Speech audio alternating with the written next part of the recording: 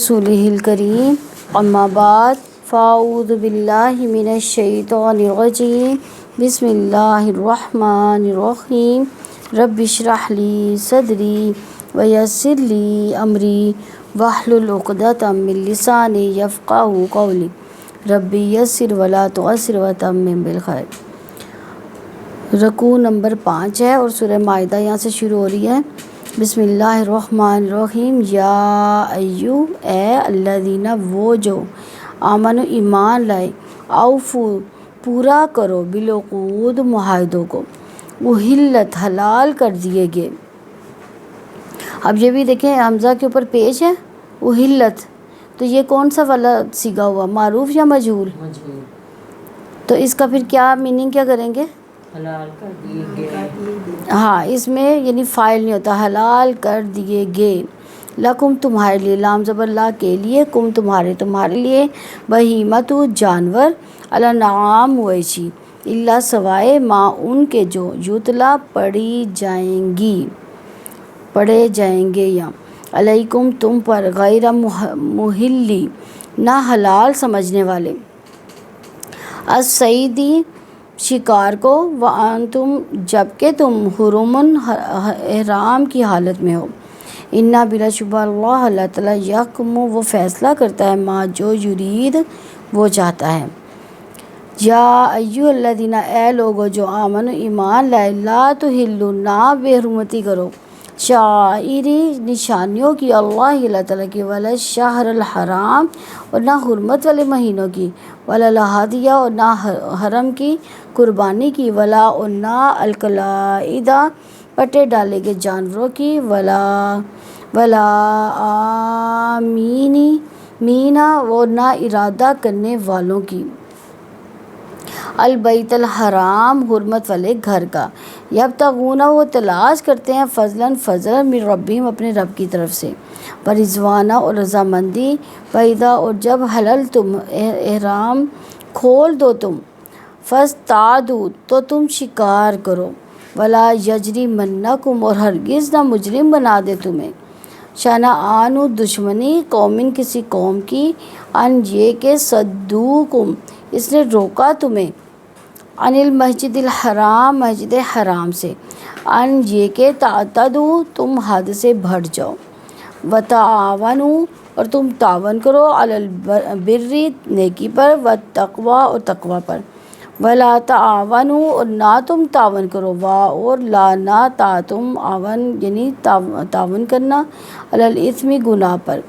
والعدوان اور زیادتی پر، واتقوا اور تم ڈرو اللہ تعالیٰ سے، ان بلا شبہ اللہ تعالیٰ شدید سخت ہے، العقاب سزا دینے والا۔ حرمت حرام کر دیا گیا، علیکم تم پر، المیتۃ مردار، والدم اور خون، واللحم اور گوشت، الخنزیر سور کا، وما اور جو اہل نام پکارا جائے، لغیر اللہ اللہ تعالیٰ کے سوا، بھی جس پر، والمنخنقۃ اور گلا گھٹنے والا، والموقوذۃ اور جسے چوٹ لگی ہو، والمتردیۃ اور بلندی سے گرنے والا، والنطیحۃ اور جسے سینگ لگا ہو، وما اور جو اکلا کھایا ہو، سبع درندوں نے، الا مگر ما جسے ذکیتم تم نے ذبح کیا، وما اور جو ذبیحہ ذبح کیا گیا، اعلیٰ اوپر، نصبی آستانے کے، وان یہ کہ تستقسموا تم قسمت کا حال معلوم کرو، بالازلام تیروں کے ساتھ، ذالکم یہ فسق نافرمانی ہے، الیوم آج، یائسا مایوس ہو گئے، الذین وہ جو کفروا جنہوں نے کفر کیا،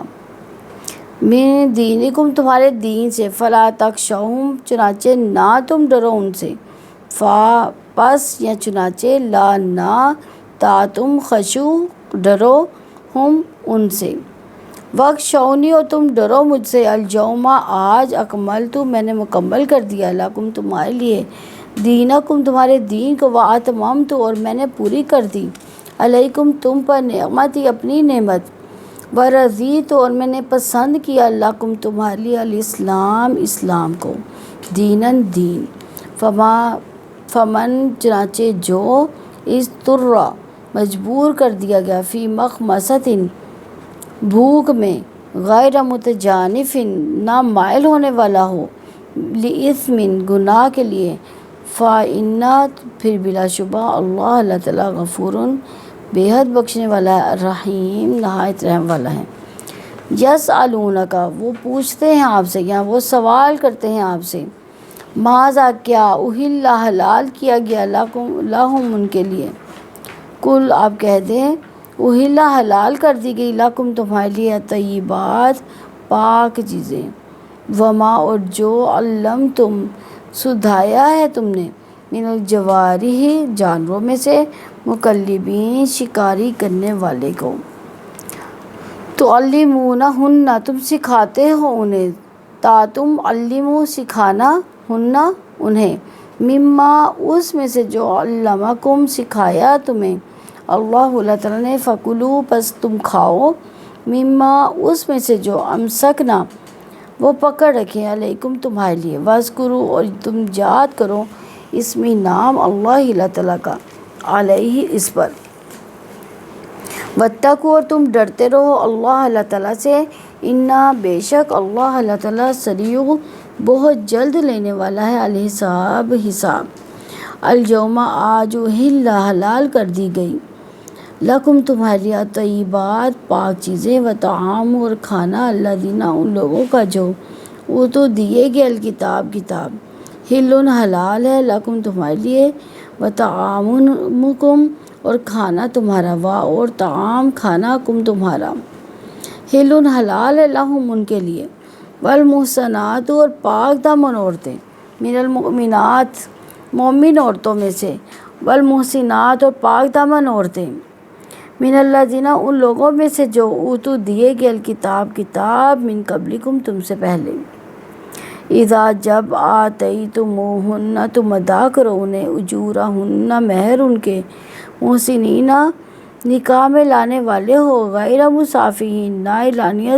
بدکاری کرنے والے ہو ولا متخذی اور نہ بنانے والے ہو اخدان چھپے دوست ومن اور جو شخص یکفر کفر کرے گا بالایمان ایمان کے ساتھ فقط تو یقیناً حبطہ ضائع ہو گئے عملہ اس کا عمل وہو اور وہ فی الآخرت آخرت میں من الخاسرین خسارہ اٹھانے والے ہیں۔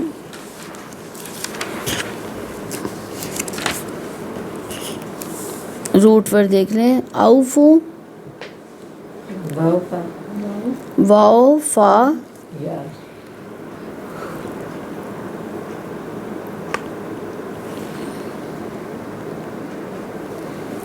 واو فایا بالعقود عین قاف دال احلت بہیمت با حامیم ہاں ابہام کہتے ہیں نا مبہم ابہام سمجھ نہ آنے والی چیز کو بھی ابہام کہتے ہیں اسی سے بہیمہ نکلا الانعام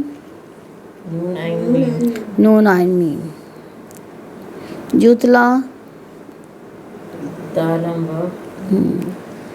غیر محلی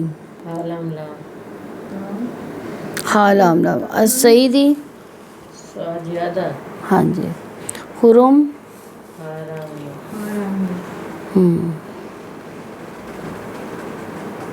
اچھا تو ہلو وللہدیہ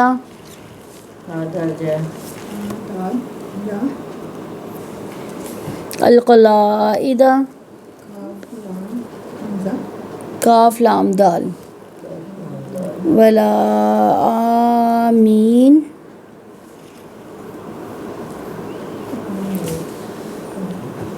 آمنہ سے نا حمزہ میم نون ہاں جی فضلاً ورضوانہ راز و یا لذیذ ہے نا. حلل تم حرام فاستعدو سواد تادار سواد یا دال. زیادہ صحیح سواد زیادہ صحیح.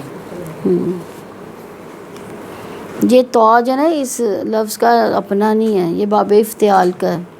تو جو ہے فاستعدو ولا یجرمنکم, جیم را ہاں جرم سے نا جیم را میم. صدوکم سوادار دار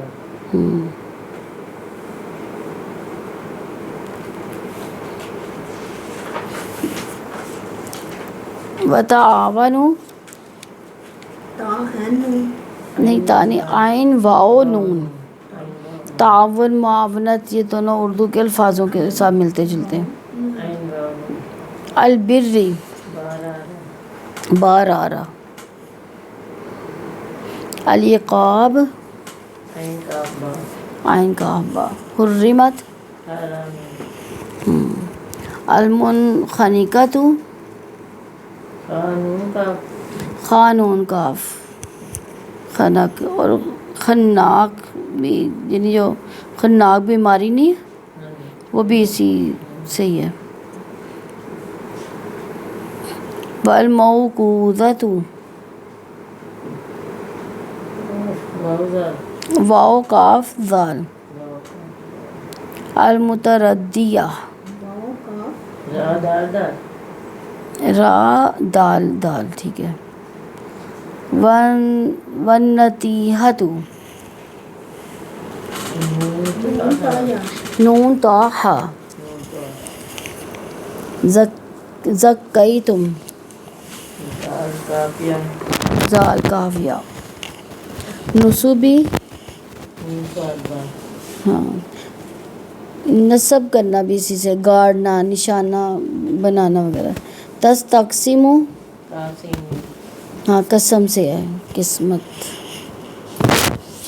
فسق کا فسق ہی ہے. یائسہ کا بھی یائسہ ہی ہے. تکشوہم خاشنجہ خاشنجا. وخشون کا بھی یہی ہے. اکملتو کاف میم لام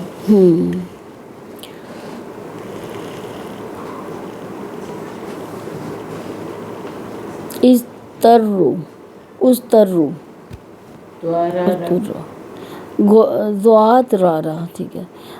مخمصتن خامیم سواد ہاں جی خامیم ہاں جی ذوات رارا.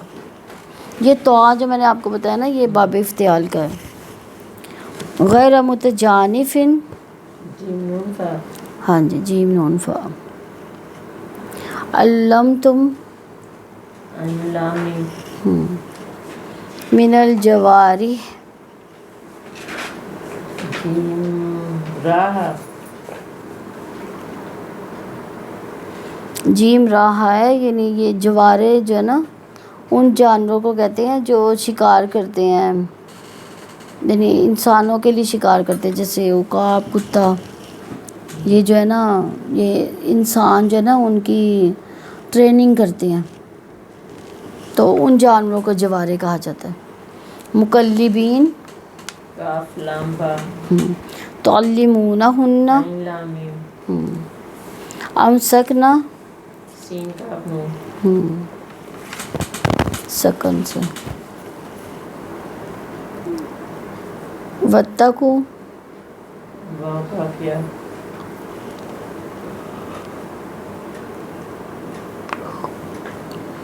والمحسنات ہاں سواد نون اچھا. محسنین کا بھی یہی ہے. مصافحین سین فاہا سین فاہا. ولا متخذی حمزہ فاذا اخدان فادا نون حابطہ کا حابطہ ہی ہے. خاسرین قاسم را ٹھیک ہے. اس صورت میں مائدہ سے متعلق قصہ مذکور ہے جو کہ سب سے عجیب ہے. مائدہ کس کو کہتے ہیں؟ دسترخوان کو، اسی لیے اس صورت کا نام یہ رکھ دیا گیا۔ تو سورہ مائدہ مدینہ میں نازل ہوئی تھی۔ تو عبداللہ ابن عمر رضی اللہ عنہ سے روایت ہے، انہوں نے فرمایا کہ رسول اللہ صلی اللہ علیہ وسلم پر سورہ مائدہ اس وقت نازل ہوئی جب وہ اپنی اونٹنی پہ سوار تھے اور وہ آپ کا بوجھ برداشت نہیں کر پا رہی تھی، تو آپ اونٹنی سے اتر آئے۔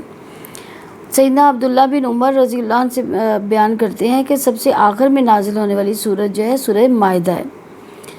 امام احمد، نسائی، بہقی نے روایت کیا اور حاکم نے جبیر بن نصیر سے روایت کیا ہے کہ میں نے حج کیا تو عائشہ رضی اللہ عنہ کے پاس گیا۔ انہوں نے کہا کہ اے جبیر، کیا تم سورہ مائدہ پڑھتے ہو؟ میں نے کہا ہاں۔ تو انہوں نے کہا یہ آخری صورت ہے جو نازل ہوئی تھی، اس میں جو چیزیں حلال بتائے گی انہیں حلال جانو اور جو حرام بتائے گی انہیں حرام جانو۔ حاکم کہتے کہ حدیث شیخین کی شرط کے ساتھ صحیح ہے۔ بسم اللہ الرحمن الرحیم، یا ایھا الذین آمنوا اوفوا بالعقود احلت لکم بہیمۃ الانعام الا ما یتلی علیکم غیر محل الصید وانتم حرم ان اللہ یحکم ما یرید۔ اے لوگو جو ایمان لائے ہو، معاہدوں کو پورا کرو، تمہارے لیے مویشی جانور حلال کر دیے گئے سوائے ان کے جو تم پر پڑے جائیں گے، اس حال میں کہ شکار کو حلال سمجھنے والے نہ ہو، جبکہ تم حالت احرام میں ہو۔ بلا شبہ اللہ تعالیٰ جو چاہتا ہے وہ فیصلہ کرتا ہے۔ اس کو تھوڑا سا لکھوا دیں موضوع کہ حلال و حرام کے متعلق۔ ہاں جی، یہ حلال و حرام حلال و حرام جانوروں کے متعلق۔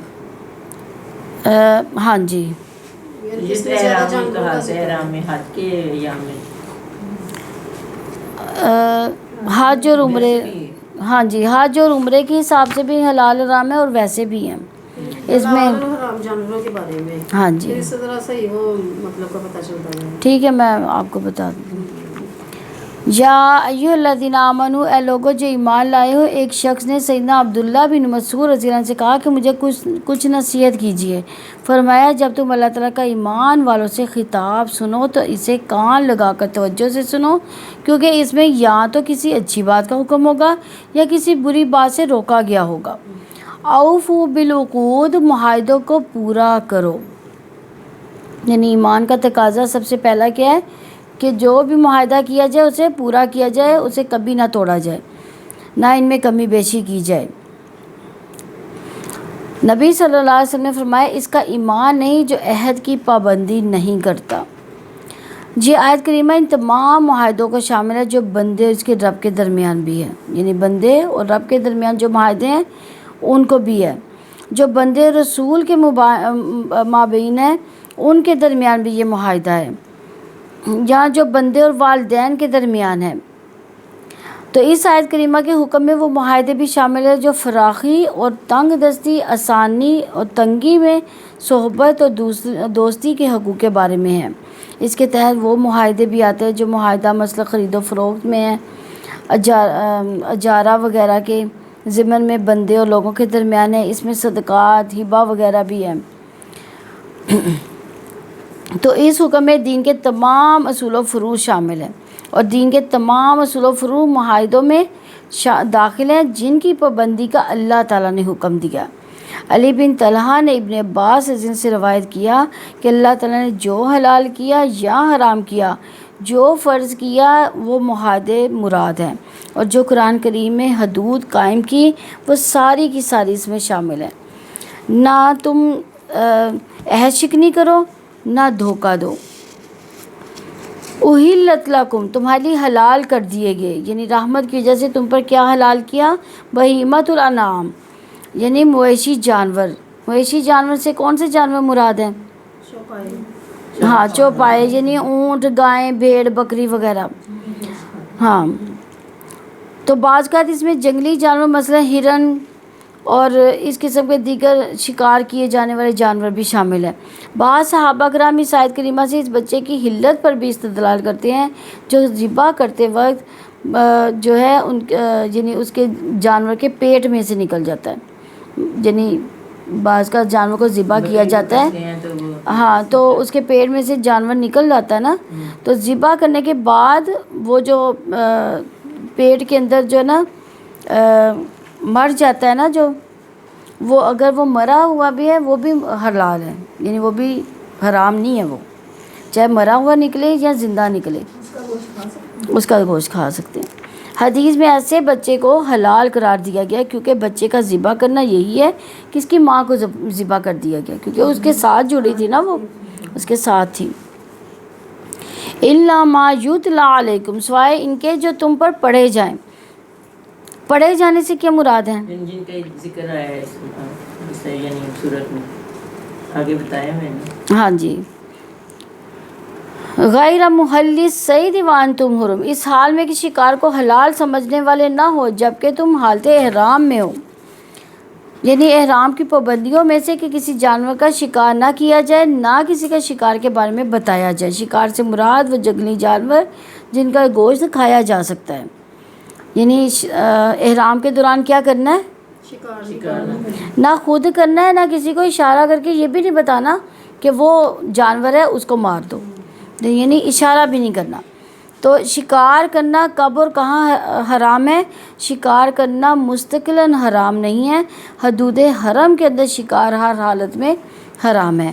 احرام کی حالت میں جو ہے وہ شکار حرام ہے۔ احرام پابندیوں میں سے ہے کہ کسی جانور کا شکار نہ کیا جائے، نہ کسی کو شکار کے بارے میں بتلایا جائے۔ احرام کی حالت ختم ہو جائے تو تم شکار کر سکتے ہو۔ خشکی کا شکار منع ہے، اگر سمندری سفر ہو تو سمندری جانور استعمال کیے جا سکتے ہیں، یعنی سمندر میں کیوں حلال ہے؟ اس وقت کوئی اور چیز نہیں تھی۔ ہاں جی، وہاں پہ کوئی اور چیز نہیں کھائی جا سکتی، سمندر میں کوئی اور ذریعہ نہیں ہوتا، تو اللہ تعالیٰ کی دیکھیں کتنی بڑی رحمت ہے کہ سمندری جانور جو ہیں وہ حلال کر دیے گئے، یعنی سمندر میں آپ شکار کر کے بھی کھا سکتے ہو۔ ان اللہ یحکم ما یرید، بلا شبہ اللہ تعالیٰ جو چاہتا ہے وہ فیصلہ کرتا ہے، یعنی اللہ تعالیٰ کا جو بھی ارادہ اللہ تعالیٰ کرتا ہے اس امر کے مطابق فیصلہ کرتا ہے جو اس کی حکمت کے عین مطابق ہوتا ہے۔ جس طرح سے تمہارے مصالحے کے حصول اور مضریات کو دور کرنے کے لیے تمہیں معاہدوں کو پورا کرنے کا حکم دیا، اور تم پر رحمت کی بنا پر اس نے تمہاری مویشیوں کو حلال کر دیا، اور بعض منع کی جانے والی چیزوں کو جو جانور اس سے مستثنی ہیں ان کو حرام قرار دیا، مثلا مردار وغیرہ۔ اس کا مقصد تمہاری حفاظت و احترام ہے، اور احرام کی حالت میں شکار کو حرام قرار دیا، اور اس کا مقصد احرام کا احترام اور تعظیم ہے۔ آیت نمبر 2 ہے، یا ایھا الذین آمنوا لا تحلوا شعائر اللہ ولا الشہر الحرام ولا الہدی ولا القلائد ولا آمین البیت الحرام یبتغون فضلا من ربهم ورضوانا وَإِذَا حَلَلْتُمْ فَاصْطَادُوا وَلَا يَجْرِمَنَّكُمْ شَنَآنُ قَوْمٍ أَن صَدُّوكُمْ عَنِ مسجد الحرام أن تعتدوا وتعاونوا على البر والتقوى ولا تعاونوا على الإثم والعدوان واتقوا الله ان اللہ شدید العقاب۔ اے لوگو جو ایمان لائے ہو، اللہ تعالیٰ کی نشانیوں کی بے حرمتی نہ کرو، اور نہ حرمت والے مہینوں کی، نہ حرم کی قربانی کی، اور نہ پٹے ڈالے گئے جانوروں کی، اور نہ حرمت والے گھر جانے کا ارادہ کرنے والوں کی جو اپنے رب کا فضل اور رضامندی تلاش کرتے ہیں، اور جب تم احرام کھول دو تو شکار کرو، اور کسی قوم کی دشمنی کہ اس نے تمہیں مسجد حرام سے روکا تھا تمہیں ہرگز اس بات کا مجرم نہ بنا دے کہ تم حد سے بڑھ جاؤ، اور تم نیکی اور تقوی پر ایک دوسرے سے تعاون کرو، اور گناہ اور زیادتی پر ایک دوسرے سے تعاون نہ کرو، اور اللہ تعالیٰ سے ڈرو، بلا شبہ اللہ تعالیٰ سخت سزا دینے والا ہے۔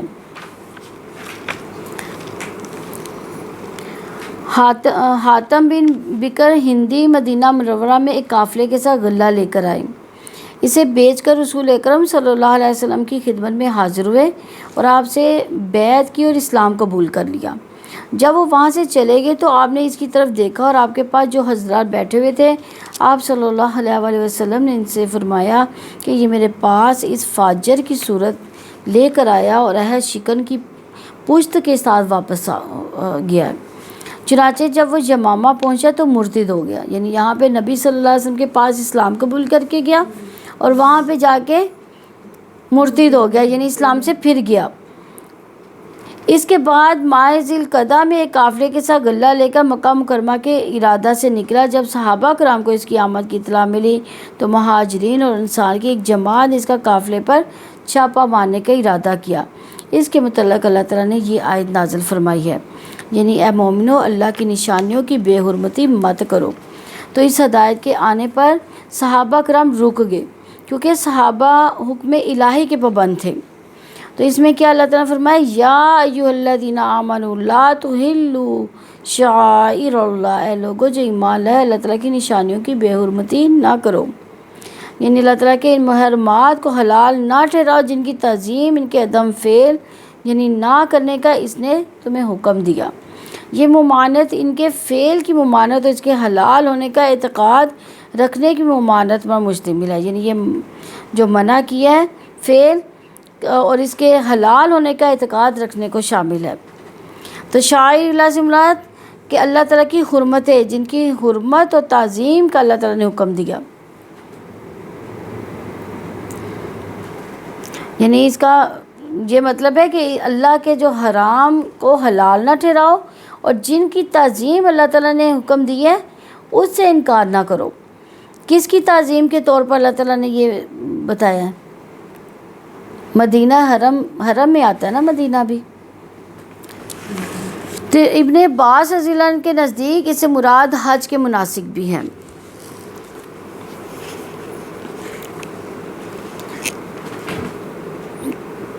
اور ایک قول کے مطابق اس سے مراد اللہ تعالیٰ کا دین بھی ہے۔ ولا شہر الحرام، اور نہ حرمت والے مہینوں کی۔ حرمت والے مہینے کون سے ہیں؟ 4 مہینے ابو بکرہ رضی اللہ عنہ بیان کرتے ہیں کہ 10 ذی الحجہ کے دن رسول اللہ صلی اللہ علیہ وسلم نے ہمیں خطاب کرتے ہوئے ارشاد فرمایا، بلا شبہ زمانہ گھوم کر اس حالت میں آ گیا جب اللہ تعالیٰ نے آسمان اور زمین کو پیدا فرمایا تھا۔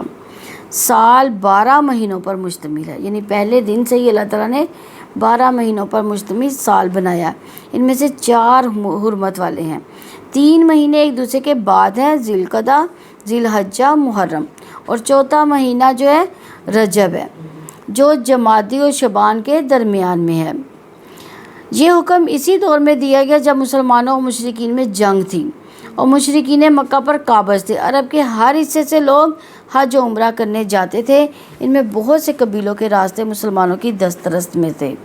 اس لیے اللہ تعالیٰ نے حکم دیا کہ ٹھیک ہے تمہارے ان کے درمیان جنگ ہے، لیکن جا تو وہ اللہ کے گھر رہے ہیں، تو کیا اللہ کا ارادہ کر لے، اللہ کا ارادہ کر لے، جو اللہ تعالیٰ کا ارادہ کر لے تو جو اللہ کی طرف بڑھے حج و عمرے کے لیے، قربانیوں کے لیے، تو ان پر ہاتھ نہ اٹھاؤ۔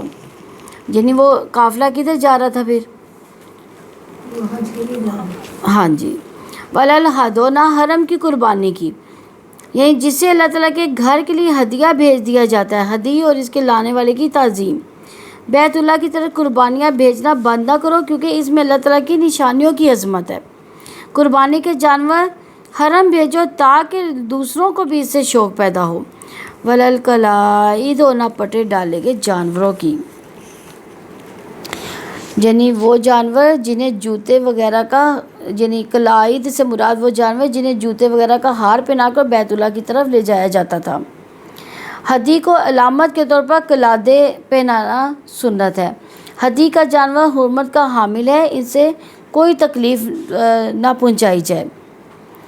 ولا آمین البیت الحرام، اور نہ حرمت والے گھر جانے کا ارادہ کرنے والوں کی، یعنی اس سے مراد ان کی عزت کرو۔ یبتغون فضلا من ربہم ورضوانا، جو اپنے رب کا فضل اور رضامندی تلاش کرتے ہیں، یعنی جو اپنے رب کے فضل یعنی جائز رائے سے تجارت کرنے کا ارادہ لیے ہوئے آئے ہیں۔ ورضوانا، جو حج، عمرے، طواف اور نمازوں سے اللہ تعالیٰ کی رضا کو حاصل کرنے کا ارادہ رکھتا ہے، اس کے ساتھ کسی قسم کی برائی سے پیش نہ آؤ۔ اللہ تعالیٰ کی رضا کا ارادہ رکھنے والوں کی بے حرمتی سے روکنے میں یہ دلیل ہے کہ جو شخص اس نیت سے بیت اللہ کا قصد کرتا ہے کہ گناہوں کے ذریعے اس کی حد تک اور حرمت کا ارتکاب کرے تو اس کو اللہ تعالیٰ کے گھر کا فساد پھیلانے کے لیے روکا جائے، کیونکہ اسے اس فعل سے روکنا حرم کے احترام کی جو ہے وہ تکمیل ہے۔ تو بے دینی پھیلانے والوں کو حرم سے روکنا واجب ہے۔ وَإِذَا حَلَلْتُمْ فَاصْطَادُوا، اور جب تم احرام کھول دو تو شکار کرو، یعنی احرام کی پابندیاں ختم ہونے کے بعد کیا کرنا چاہیے؟ شکار حلال ہو گیا۔ وَلَا يَجْرِمَنَّكُمْ شَنَآنُ قَوْمٍ أَن صَدُّوكُمْ عَنِ الْمَسْجِدِ الْحَرَامِ أَن تَعْتَدُوا، اور کسی قوم کی دشمنی کہ اس نے تمہیں مسجد حرام سے روکا تھا، تمہیں ہرگز اس بات کا مجرم نہ بنا دے کہ تم حد سے بڑھ جاؤ۔ یعنی اللہ تعالیٰ نے اپنے مومن بندوں کو روکا کہ کسی قوم پر غصہ تمہیں اتنا مشتعل نہ کر دے کہ تم دشمنوں کے مقابلے میں ناروا زیادتیاں کرنے لگ جاؤ۔ یہ تو تمہارا حق ہے کہ تمہیں غصہ آئے، لیکن یہ حق نہیں کہ فوری رد عمل ظاہر کریں۔ دشمنی اور کینے کا ہاتھوں مجبور ہونے کی اسلام اجازت نہیں دیتا۔ اگر تمہارے دشمنوں نے تمہیں مسجد حرام جانے سے روکا تو تم اس دشمنی کی وجہ سے انہیں مسجد حرام نہیں روکو گے۔ ان کی توہین نہ کرو، تکریم کرو، یعنی اس کی عزت کرو، احترام کرو، اللہ تعالیٰ کے گھر جانے والے کی تعظیم کرو۔ اس حکم میں یہ بھی داخل ہے کہ بیت اللہ کی طرف جانے والے راستوں کو پورا امن بنائے، تاکہ اللہ تعالیٰ کے گھر جانے والے کو راستے میں قتل و غارت، اپنے مالوں کے بارے میں چوری ڈاکے کا خوف نہ ہو۔ وَتَعَاوَنُوا عَلَى الْبِرِّ وَالتَّقْوَىٰ، اور تم نیکی اور تقویٰ پر ایک دوسرے سے تعاون کرو۔ یعنی اللہ تعالیٰ نے نیکی اور تقویٰ کے کاموں میں تعاون کا حکم دیا، یعنی واجبات اور فضائل کی ادائیگی کا حکم دیا۔ وَتَعَاوَنُوا عَلَى الْبِرِّ، اور تم نیکی پر ایک دوسرے سے تعاون کرو۔ البر یعنی حقوق اللہ، حقوق العباد کے ضمن میں ان تمام ظاہری و باطنی اعمال کو شامل ہے جو اللہ تعالیٰ کو پسند ہے اور وہ ان پر راضی ہے۔ التقویٰ، اس مقام پر تقویٰ ان تمام ظاہری اور باطنی اعمال کو ترک کرنے کا نام ہے جو اللہ تعالیٰ اس کے رسول صلی اللہ علیہ وسلم کو ناپسند ہے۔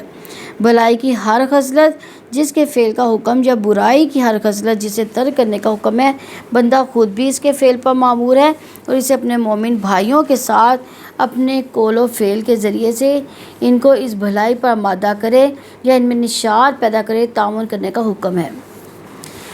شیخ الاسلام امام ابن تیمیہ رحمہ اللہ اپنی کتاب سیاح شریعہ میں لکھتے ہیں کہ کسی شخص پر حلال نہیں ہے کہ وہ ظلم پر تعاون کرے۔ تعاون کی دو قسمیں ہیں، جن میں سے ایک تقویٰ پر تعاون ہے اور وہ ہے جہاد وغیرہ، حدود اللہ کو قائم کرنا، حقوق کو پورا کرنا، مستحقوں کو عطا کرنا، اسی کا اللہ سبحانہ وتعالیٰ اس کے رسول نے حکم دیا۔ اور تعاون کی دوسری قسم گناہ اور زیادتی پر تعاون ہے، یعنی رسول اللہ صلی اللہ علیہ وسلم نے فرمایا جس شخص نے اللہ تعالیٰ کے راستے میں غزوہ کرنے والوں کو ساز و سامان دیا تو وہ گویا خود غزوہ میں شریک ہوا، اور جس نے خیر خواہانہ طریقے پر غازی کے گھر بار کی حفاظت کی تو وہ گویا خود غزوہ میں شریک ہوا۔ یعنی جو غزوے میں گیا اگر اس کی حفاظت، اس کو ساز و سامان دی ہے یا اس کے گھر کی پیچھے سے حفاظت کی ہے تو وہ ایسے ہی ہے جیسے کہ خود غزوے میں گیا ہے۔ اسی طرح سیدنا ابو ہریرہ رضی اللہ عنہ سے روایت ہے کہ رسول اللہ صلی اللہ علیہ وسلم نے فرمایا جس نے ہدایت کی طرف بلایا اس کے لیے ان سب کے برابر اجر ہوگا جنہوں نے اس کی پیروی کی۔ یعنی اگر ہماری وجہ سے کوئی ہدایت پر ہو جاتا ہے تو وہ کس کی نیکیوں میں آئے گا؟ ہماری ہی نیکیوں میں آئے گا نا۔ تو آگے اگر وہ کسی اور کو نیک کرتا ہے تو وہ بھی جو ہے اس کا بھی اجر جو ہے ہدایت دینے والے کو ملے گا، تو ان کے اجر کی کوئی کمی نہیں کی جائے گی۔ اور جس نے گمراہی کی طرف بلایا اس کے لیے سب کے برابر گناہ ہوگا۔ یعنی جیسے پہلے انسان نے جو قتل کیا اب جتنے بھی قتل ہو رہے ہیں اس کے کھاتے میں لکھے جا رہے ہیں۔ جس نے برائی کا ارتکاب کیا اس کی وجہ سے جو برائی ہوئی ہے اس کی جو پیروی کرنے والے ہیں وہ سب گناہوں میں شامل ہوں گے۔ وَلَا تَعَاوَنُوا عَلَى الْإِثْمِ وَالْعُدْوَانِ، گناہ اور زیادتی پہ ایک دوسرے سے تعاون نہ کرو۔ یعنی اللہ تعالیٰ نے گناہ اور زیادتی کے کاموں میں تعاون کرنے سے روکا ہے۔ اسم سے مراد یعنی گناہ اور نافرمانی کے کام مراد ہے، وہ سارے کام جن سے شریعت نے روکا، جو دل میں کھٹکیں یا جن کے بارے میں لوگوں کو خبر ہو، ناپسند ہو، جس کام کے کرنے کا حکم ہے اسے چھوڑ دینا گناہ ہے۔ والعدوان، یہ مخلوق کے ساتھ ان کی جان و مال، ان کی عزت و ناموس کے بارے میں ظلم و زیادتی ہے۔ پس بندے پر واجب ہے کہ وہ ہر گناہ اور ظلم و تعدی سے اپنے آپ کو بھی روکے اور دوسرے کے ساتھ بھی اس ظلم اور تعدی کو ترک کرنے پر تعاون کرے، یعنی اس سے بھی روکا جائے کہ تم بھی گناہ نہ کرو۔ امام ابن تیمیہ فرماتے ہیں گناہ اور زیادتی پر تعاون یہ ہے کہ کسی معصوم کے خون بہانے پر تعاون کیا جائے، یا کسی معصوم کا مال چھین لیا جائے، یا کسی کو ناحق مارا جائے، اور اسی طرح کے کام ہیں جن سے اللہ تعالیٰ اور اس کے رسول نے روکا ہے۔ اسی طرح رسول اللہ صلی اللہ علیہ وسلم نے فرمایا جو شخص اندھے جھنڈے کے نیچے لڑے، یعنی جو جنگ اسلام میں جائز نہ ہو، اپنے قبیلے کے لیے غصے میں آئے، یا عصبیت کی دعوت دے، یا عصبیت کے باعث اپنے قبیلے کی مدد کرے، تو ایسا شخص اگر قتل ہو جائے تو کیا ہوگا؟ کس پر قتل ہوگا؟ وہ یعنی وہ قبیلے کے لیے لڑا ہے نا، اپنی عصبیت کے لیے لڑا ہے، تو اسی پہ گناہ ہوگا، یعنی کہ اسی پہ ہوگا نا جو لڑا ہے، یعنی اس کا قتل جو جاہلیت کے قتل کا سا ہوگا، یعنی وہ جہالت ہے نا اس میں، کیونکہ ہمیں کس کے لیے لڑنا چاہیے؟ اللہ تعالیٰ کے لیے بس لڑنا چاہیے۔ اللہ تعالیٰ نے نیکی اور تقویٰ کے کاموں میں تعاون کا حکم دے کر اور زیادتی کے کاموں میں تعاون سے روک کر مومن کا رشتہ جو اپنے سے جوڑ دیا۔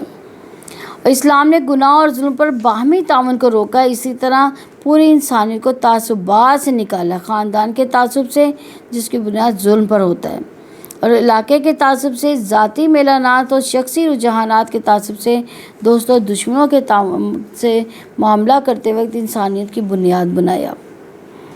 واتقوا اللہ ان اللہ شدید العقاب، اللہ تعالیٰ سے ڈرو، بلا شبہ اللہ تعالیٰ سخت سزا دینے والا ہے، یعنی اللہ اور اس کے رسول پر ایمان لا کر اس سے ڈر جاؤ، ان کی اطاعت والے کام کر کے، اور جس سے انہوں نے روکا اسے رک کر اللہ تعالیٰ سے ڈر جاؤ، کیونکہ اللہ تعالیٰ ہر شخص کو سزا دے گا جو اس کی نافرمانی کرے گا اور محرم کے ارتکاب کی جسارت کرے گا، تو پس اس کے بدلے میں اللہ تعالیٰ اس کو دنیاوی یا اخروی سزا کا مستحق بنا دے گا۔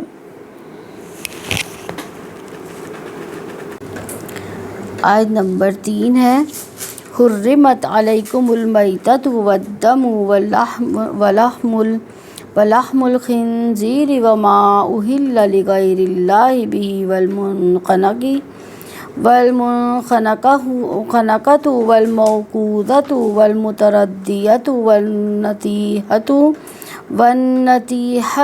وما أکل السبع إلا ما زکیتم وما ذبح علی النصب وأن تستقسموا بالأزلام ذالکم فسق اليوم یئس الذین کفروا من دینکم فلا تخشوهم واخشون اليوم اکملت لکم دینکم واتممت علیکم نعمتی ورضیت لکم الاسلام دینا فمن اضطر فی مخمصۃ غیر متجانف لإثم فإن اللہ غفور رحیم۔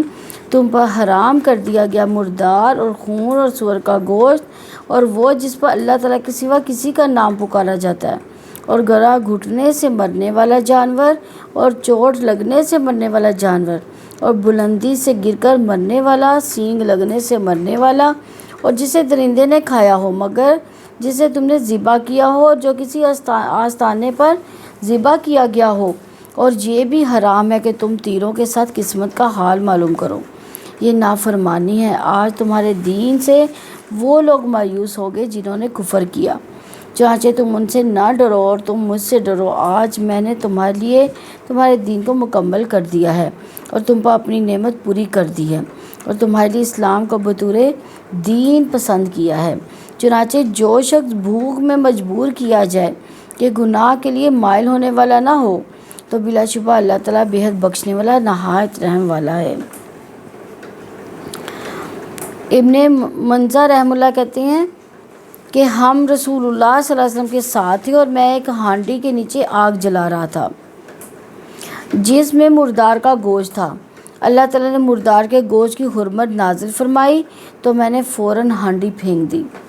یہ صحابہ کرام کی اطاعت کا والہانہ جذبہ تھا یعنی ادھر سے حکم آیا ادھر سے ساتھ ہی وہ کھانا حرام ہو گیا ان کے لیے۔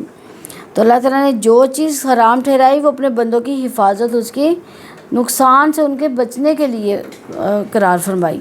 جو ان محرمات میں ہوتا ہے کبھی تو اللہ تعالیٰ یہ نقصان بندوں کے سامنے بیان کر دیتا ہے اور کبھی اپنی حکمت کے تحت اس نقصان کو بیان نہیں کرتا۔ حرمت علیکم المیتۃ، تم پر حرام کر دیے گا۔ اور یہ آپ کے یہ جو صورت ہے نا یہ قرآن پاک میں سب سے اینڈ میں نازل ہوئی ہے اور اس کے جتنے بھی احکامات ہیں نا وہ فرض ہیں، یعنی اس میں کوئی بھی ایسا نہیں ہے کہ جو منسوخ ہوا ہو۔ حرمت علیکم المیتۃ، تم پر حرام کر دیا گیا کیا؟ مردار۔ مردار سے کیا مراد ہے کہ یعنی مرا ہوا جانور جس کو شرعی طریقے سے ذبح نہ کیا گیا ہو، وہ کسی بھی وجہ سے مرا ہو، چاہے موت کی وجہ سے یعنی شرعی موت کی یعنی اللہ کی طرف سے موت آ گئی ہو، یا گلا گھٹنے کی وجہ سے، چوٹ کھا کر مرنے کی وجہ سے، بلندی سے گر کر اگر مر گیا، یعنی کسی بھی طرح سے وہ مر گیا، یا کسی درندے نے اس کو چیٹ پھاڑا ہو، کسی بھی طرح سے مرا ہوا جو ہے وہ حرام ہے۔ رسول اللہ صلی اللہ علیہ وسلم نے ارشاد فرمایا کہ زندہ جانور سے جو حصہ کاٹ لیا جائے وہ میتۃ ہے یعنی مردار ہے۔ جو اہل عرب تھے نا یعنی کفار قریش، پہلے زندہ ہی جانور کو کھڑے کھڑے اس کا جو سا حصہ انہوں نے کھانا ہوتا تھا وہ گوشت اتار کے تو کھا لیتے تھے، لیکن اسلام آنے کے بعد یہ اس کو ظلم قرار دے دیا گیا، یعنی وہ بھی جو گوشت اتارا ہوا ہے وہ بھی مردار میں شامل ہے۔ تو مردار کو کیوں حرام کر دیا گیا؟ مردار کا گوشت نقصان دہ ہونے کی وجہ سے حرام ہے۔ اس کا نقصان اس کے اندر گوشت میں خون کا رک جانا ہے جس کا انسان کے بدن اور دین کو نقصان پہنچتا ہے۔ وہ جانور جس کسی بیماری کی وجہ سے مر جاتے ہیں کھانے والے کے لیے نقصان کا باعث ہوتے ہیں، لیکن جب خون نکل جاتا ہے تو وہ بیماری خون کے ساتھ ہی بہہ نکلتی ہے۔ تو مردار کے حکم سے کون سے جانور جو مستثنیٰ ہے؟ مری ہوئی ٹڈی، مچھلی، اس کا حکم جو ہے اس میں نہیں ہے، یعنی وہ مردار بھی حلال ہے، یعنی سمندری جتنے بھی جانور ہیں وہ اگر مردے بھی ہیں تو وہ حلال ہیں۔ والدم، اور خون، خون سے کیا مراد ہے؟ بہتا ہوا جو خون ہے، یعنی بہتا ہوا خون جو ہے وہ حرام ہے۔ اہل عرب کیسے کھاتے تھے؟ وہ اس کو فرائی کر کے کھاتے تھے، کباب کی شکل میں ٹکڑے کر کر کے اس کو کھاتے تھے۔ تو وہ جس میں جمع ہوا خون ہوتا تھا؟ نہیں، جمع ہوا خون نہیں، اس کو خون کو جو تھا وہ جما کے اس کو فرائی کر کے کھاتے تھے، کباب کی شکل میں اس کو بنا کے کھاتے تھے۔ تھوڑی دیر بعد وہ پانی خون نہ ڈالیں خون جم جاتا ہے۔ ہاں جی، خون جہاں پہ خون ہوگا وہیں پہ جم جائے گا۔ ابن عباس رضی اللہ عنہ کہتے ہیں کہ آپ صلی اللہ علیہ وسلم سے تلی کے بارے میں پوچھا گیا تو فرمایا کھاؤ۔ لوگوں نے کہا یہ تو خون ہے، فرمایا تم پر بہنے والا خون حرام ہے، یعنی جو بہہ رہا خون ہے وہ حرام ہے، یعنی کلیجی اور تلی یہ دو خون ہیں جو ہم پر حلال ہے۔ ابو سفیان نے ہرقل شاہ روم سے کہا تھا کہ محمد صلی اللہ علیہ وسلم ہمیں مرے ہوئے جانوروں خون سے بھی روکتا ہے۔ ولحم الخنزیر، اور سور کا گوشت، سور کا گوشت جو ہے وہ یعنی مراد خشکی کا سور ہے۔ اس حرمت میں اس کے تمام اجزاء شامل ہیں، یعنی اس میں جو اس کی چربی ہے، خون ہے، گوشت ہے، ہڈیاں، ہر چیز اس کی کھال بھی کسی کام کی نہیں، یعنی جو حرام جانور کی ہر چیز ہی حرام ہے۔ تو اللہ تعالیٰ نے خنزیر کو حلال قرار دیا، یعنی اس حرمت میں اس کے تمام اجزاء شامل ہیں۔ اللہ تعالیٰ نے ناپاک درندوں میں سے خنزیر کو خاص طور پر منسوخ کیا، کیونکہ اہل کتاب میں سے نصارہ دعویٰ کرتے تھے کہ اللہ تعالیٰ نے خنزیر کو حلال قرار دیا، یعنی نصارہ سے دھوکہ نہ کھانا، کیونکہ یہ خنزیر بھی حرام اور خبائث میں آتا ہے۔ نبی صلی اللہ علیہ وسلم نے فرمایا اللہ تعالیٰ نے شراب، مردار، سور، بتوں کی خرید و فروخت کو منع فرما دی۔ پوچھا گیا یا رسول اللہ صلی اللہ علیہ وسلم مردار کی چربی کے بارے میں کیا حکم ہے؟ یعنی کیا چربی کھائی جا سکتی ہے؟ یہ چربی کشتیوں اور چمڑوں پر بھی لگائی جاتی تھی، یعنی کشتیوں جو کشتیوں کے وہ جو ہوتے تھے نا سوراخ، ان کو بند کرنے کے لیے بھی یہ چربی یوز ہوتی تھی، تو اسے چراغ بھی جلائے جاتے تھے. فرمایا وہ بھی حرام ہے، یعنی کسی بھی طرح سے اس کو جو استعمال کرنا ہے وہ حرام ہے. تو سور کا گوشت اس لیے حرام ہے کہ اس میں انسان کے جسم اور دین کے بارے میں ذرا ہے، یعنی اس کے اگر سور کی جو زندگی ہے نا اس کے بارے میں دیکھا جائے نا تو وہ اس میں بہت ساری خباثتیں ہیں، اس میں ایسی ایسی چیزیں ہیں کہ انسان جو ہے نا یعنی اس کو کھا کر جیسا جانور انسان کھائے گا نا ویسا انسان ہوگا. تو اب اگر اس میں درندگی پائی جائے گی نا تو درندہ صرف جانوروں کو انسان کھائے گا نا تو اس کے اندر بھی وہی والے جو ہے نا عناصر آ جائیں گے. وما اہل لغیر اللہ بھی، اور وہ جس پر اللہ تعالیٰ کے سوا کسی کا نام پکارا جاتا ہو. کسی کے نام پکارنے سے کیا مراد ہے؟ ان کے اللہ کا نام لے کے ذبح نہ کیا جائے. ہاں، اللہ کے نام کا ذبح نہ کیا جائے، بلکہ یعنی بتوں کے نام کا، اولیاء کے نام کا یا دیگر مخلوقات کے نام کا ذبح کیا جائے. جس ذبح پر ذبح کرتے ہوئے اللہ کا نام لینا اسے پاک کر دیتا ہے. اسی طرح غیر اللہ کا نام ذبح کو ناپاک کر دیتا ہے کیونکہ یہ شرک ہے. غیر اللہ کے نام کو ذبح حرام ہے کیونکہ حق تعالیٰ نے یہ بات ضروری قرار دی کہ اس کی مخلوق اس کے عظیم نام پر ذبح کی جائے.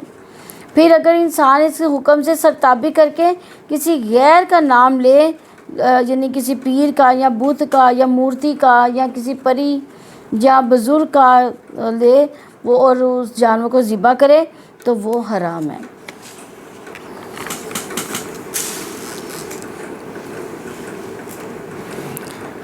جیسے غیر اللہ کے نام پہ جو نا کفاریہ کرتے تھے، سام، بحیرہ، انعام یہ رکھتے تھے نا، یعنی ان کو اللہ یعنی اپنی جو بتوں کے نام کے چھوڑ دیتے تھے اونٹوں کو، اور وہ ان پر کھانا وہ حرام ہو جاتا ہے. یعنی وہ اونٹ یا وہ جانور جس کو اللہ یعنی اللہ کے علاوہ بتوں کے نام کا وہ رکھتے تھے نا تو وہ اعلان کر دیتے تھے کہ یہ جو ہے نا یہ تم پر کسی پر حلال نہیں ہے، تو وہ کوئی بھی نہیں ان کو کھاتا تھا.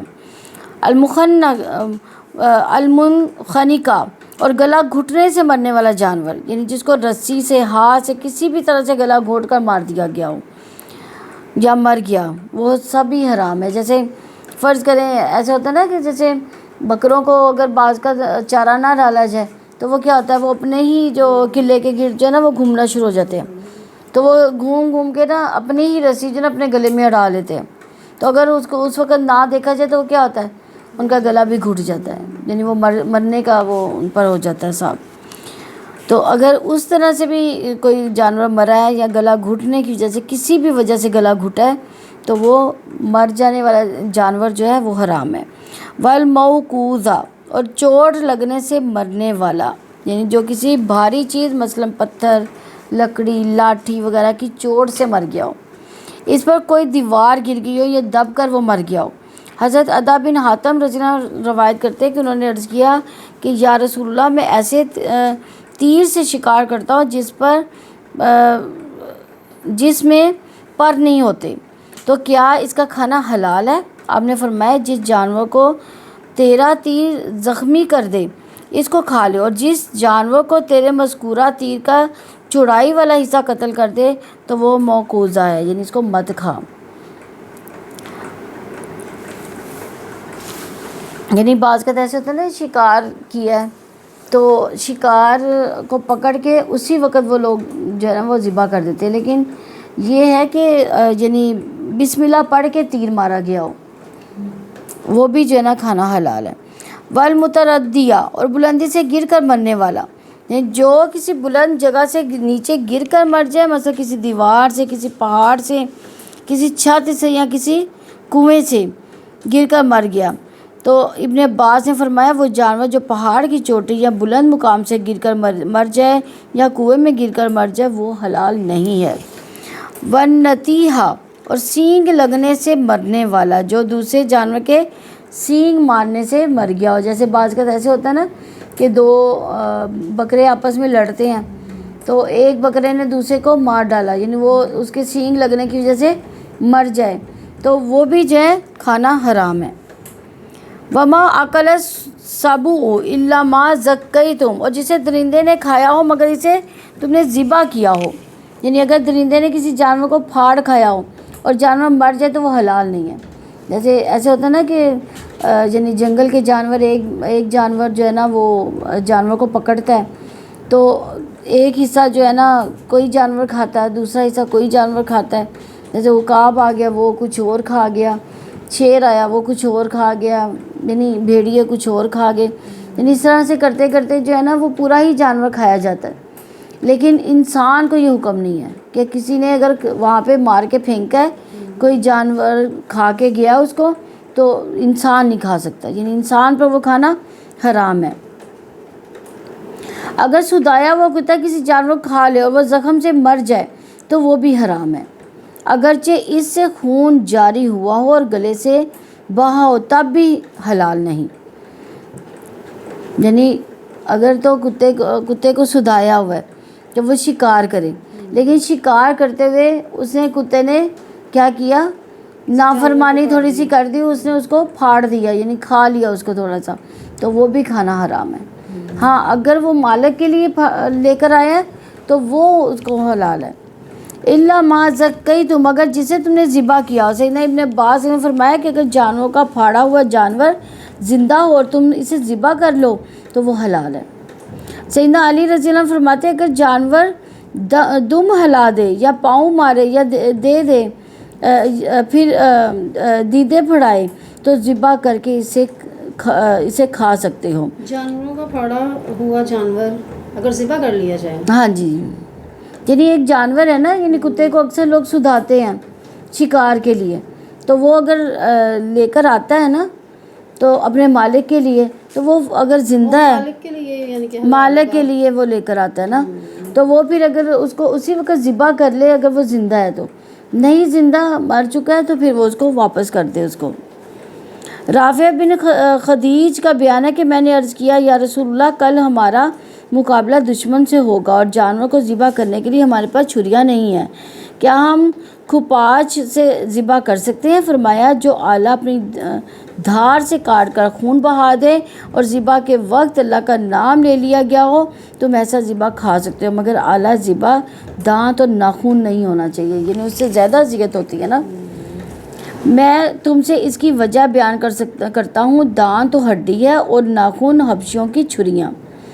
تو کعب بن مالک نے بیان کیا ہماری بکریاں سلح میں چرتی تھی, ایک روز ہماری باندی نے ایک بکری کو مرتے دیکھ کر فوراً ایک پتھر توڑ کر اس کی دھار سے بکری کو کاٹ دیا. میں نے رسول اللہ صلی اللہ علیہ وسلم میں مسئلہ دریافت فرمایا تو انہوں نے کیا کہا کہ کھا لو, کیونکہ اس نے اسی وقت ذبح کر دیا تھا نا, وہ مرنے والی تھی, تو مرنے سے پہلے ہی اس نے اس کو ذبح کر دیا. آج بھی آپ کبھی یہ افریقہ وغیرہ یا کینیا وغیرہ اس طرح کے علاقوں میں جائیں نا, تو ابھی بھی یہ لوگ جو ہے نا پتھروں سے اور یہ منہ سے جو ہے نا ذبح کرتے ہیں. آپ نے کبھی دیکھا ہے؟ یوٹیوب پہ بہت اس کا آتا ہے, آپ کبھی اس کی ریسرچ کریں, آپ کو پتہ چلے گا کہ ابھی بھی جو ہے نا یہ جو ہے نا کافر جو ہیں وہ ابھی بھی اس طرح سے کرتے ہیں, یعنی ان میں بہت زیادہ یہ چیزیں عام ہیں. اور مردار بھی جو ہے نا کھانا ان کے لیے وہ کوئی معنی نہیں رکھتا, شراب پینا مردار کھانا ان کو کچھ برا نہیں لگتا. اور یہ جو جیسے یہ کفار قریش کے بارے میں کہا جاتا ہے نا کہ کھڑے کھڑے وہ گوشت کا ٹکڑا کاٹ لیتے تھے کھا لیتے تھے, وہ بھی ایسے کرتے ہیں, وہ بھی کھڑے کھڑے جانور کا گوشت کا ٹکڑا کاٹتے ہیں کھا جاتے ہیں. وما ذبح علی النصب, اور جو کسی آستانے پر ذبح کیا گیا ہو, یعنی بتوں کے نام کا ذبح حرام ہے. ایام جاہلیت میں کعبہ کے ارد گرد بتوں کی مورتیاں رکھی ہوئی تھیں. ابن جریج کے بقول 360 بت تھے. اہل جاہلیت میں لوگ ان کے سامنے اپنے جانور ذبح کیا کرتے تھے, ان جانوروں کا خون بیت اللہ پر چھڑک دیا کرتے تھے اور گوشت کاٹ کر بتوں کے سامنے رکھ دیتے تھے. حق تعالیٰ نے مسلمانوں کو اس سے منع فرما دیا اور ان جانوروں کا گوشت جو بتوں کے سامنے ذبح کیے گئے ہوں حرام فرما دیا, کہ اگرچہ ذبح کرتے وقت ان پر اللہ تعالیٰ کا نام لیا گیا ہو لیکن اس میں شرک پایا جاتا ہے جس کو اللہ تعالیٰ اور اس کے رسول نے حرام فرما دیا. یعنی کس وجہ سے وہ حرام ہوئے وہ جانور؟ کیونکہ اللہ تعالیٰ کا نام نہیں لیا جاتا تھا. نہیں, بے شک اللہ کا نام لیا گیا لیکن بتوں کے سامنے اس کو ذبح کیا گیا. بتوں کے سامنے ذبح کیا گیا نا، تو اسی طرح وہ حرام ہو گیا جیسے غیر اللہ کے نام پہ. یعنی وہ جہاں پہ یہ فرمایا گیا ہے کہ حق تعالیٰ نے مسلمانوں کو اس سے منع فرما دیا، ان جانوروں کا گوشت جو بتوں کے سامنے ذبح کیے گئے ہوں حرام فرما دیا. کیوں؟ اگرچہ وہ ذبح کرتے وقت ان پر اللہ تعالیٰ کا نام ہی لیا گیا ہو، کیونکہ اس میں شرک پایا جاتا ہے، کیونکہ بتوں کے سامنے ذبح کیا گیا نا، تو اس لیے وہ بھی حرام ہے. وَأَن تَسْتَقْسِمُوا بِالْأَزْلَامِ ذَلِكُمْ فِسْقٌ، اور یہ بھی حرام ہے کہ تم تیروں کے ساتھ قسمت کا حال معلوم کرو، یعنی جو مقدر میں ہے اسے طلب کرنا، یعنی تیروں سے قسمت کا طلب کرنا. اللہ تعالیٰ نے تیروں کے ذریعے قسمت کا حال معلوم کرنے سے منع فرما دیا. دور جاہلیت میں 3 طرح کے تیر ہوتے تھے جس کو اس کام کے لیے استعمال کیا جاتا تھا، جس میں سے ایک پر لکھا جاتا تھا کہ یہ کام کرو، دوسرے پر لکھا جاتا تھا یہ کام نہ کرو، تیسرا خالی ہوتا تھا. اگر کام کرو کا تیر نکل آتا تو وہ کام کر لیتے، اگر منع کا تیر نکلتا تو رک جاتے، اور سادہ تیر نکلتا تو پھر دوبارہ تیر نکالتے جہاں تک کہ لکھا ہوا تیر نکل آتا. یہ کام سفر، شادی یا کسی اہم موقع پر کیا جاتا تھا. تو اللہ تعالیٰ نے اس عمل کو اس صورت میں حرام قرار دیا کہ کسی کام میں تردد کی صورت میں استخارے کا حکم دیا، جیسا کہ ترمذی کی حدیث 480 میں معلوم ہوتا ہے. ذالکم فسق، یہ نافرمانی ہے، یعنی اللہ تعالیٰ نے قسمت کے تیر نکالنے کو فسق، گمراہی، شرک قرار دیا. یہ تمام محرمات فسق ہیں، یعنی اللہ تعالیٰ کی اطاعت سے نکل کر شیطان کی اطاعت میں داخل ہونا. ام المومنین حضرت حفصہ رضی اللہ عنہ سے روایت ہے کہ رسول اللہ صلی اللہ علیہ وسلم نے فرمایا کہ جو شخص عراف یعنی غیب کی خبریں بتانے والے کے پاس آتا ہے اور اس سے کسی چیز کے بارے میں سوال کرتا ہے تو 40 دن تک اس کی نماز قبول نہ ہوگی. اور ہم تو اکثر ہی شادی بیاہ کے چکروں میں کیا کرتے ہیں، استخارہ تو نہیں کرتے، ہمیں استخارہ کرواتے ہیں. وہ کون سا استخارہ ہوتا ہے جو کرواتے ہیں؟ تسبیح والا. ایسے کرتے ہیں نا، ستارے ملاتے ہیں کہ کیا یہ ستارہ ملے گا کہ نہیں ملے گا، یہ شادی کامیاب رہے گی کہ نہیں رہے گی. تو اللہ تعالیٰ نے ہمیں استخارہ کیسے کرنے کا حکم دیا ہے؟ استخارہ کی مجھے دعا، ہاں استخارہ کی دعا ہے، 2 نفل پڑھ کے استخارے کی دعا پڑھنی ہے اور اللہ تعالیٰ سے طلب کرنا ہے، اس کام میں آسانی مانگنی ہے، اور جو بہتری ہے وہ ہاں جی نفل کے بعد میں. سیدنا ابو مسعود انصاری رضی اللہ عنہ سے روایت ہے کہ رسول اللہ صلی اللہ علیہ وسلم نے کتے کی قیمت سے اور زنا کاری کی اجرت سے اور غیب کی خبریں بتانے والے کو جو کچھ بطور منہ میٹھا کرنے کے دیا جاتا ہے اس سے منع فرمایا. الجوم،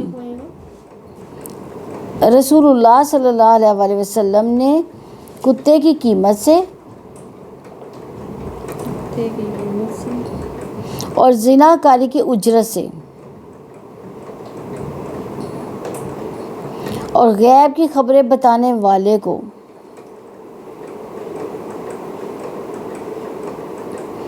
جو کچھ بطور منہ میٹھا کرنے کے لیے دیا جاتا ہے